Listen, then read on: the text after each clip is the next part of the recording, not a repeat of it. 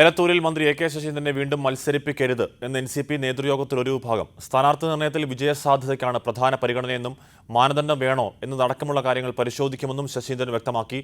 അതിനിടെ കുട്ടനാട്ടിൽ താൻ തന്നെയായിരിക്കും സ്ഥാനാർത്ഥിയെന്ന് തോമസ് കെ തോമസ് പറഞ്ഞു.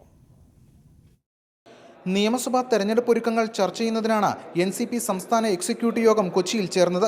പാല കിട്ടില്ലെന്ന് ഏതാണ്ട് ഉറപ്പായെങ്കിലും പകരം മണ്ഡലമടക്കം 4 സീറ്റുകൾ വേണമെന്ന ആവശ്യത്തിൽ ഉറച്ചുനിൽക്കാനാണ് NCP തീരുമാനം. എലത്തൂർ, കോട്ടയ്ക്കൽ, കുട്ടനാട് സീറ്റുകൾ സംബന്ധിച്ച പ്രാഥമിക ചർച്ച യോഗത്തിലുണ്ടായി.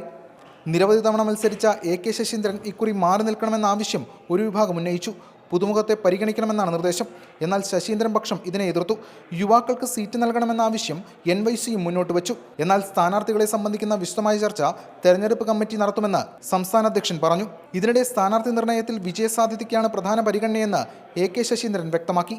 താൻ മത്സരിക്കണമോ എന്ന കാര്യത്തിൽ അന്തിമ തീരുമാനമെടുക്കേണ്ടത് പാർട്ടിയാണ്. ഞാൻ മത്സരിക്കണോ വേണ്ടതെന്ന് ഞാനല്ല തീരുമാനിക്കുക, ഇത് പാർട്ടിയാണല്ലോ തീരുമാനിക്കുക. പാർട്ടിയുടെ തീരുമാനം സന്തോഷത്തോടുകൂടി സ്വീകരിക്കുന്ന ഒരാളല്ലേ ഞാൻ.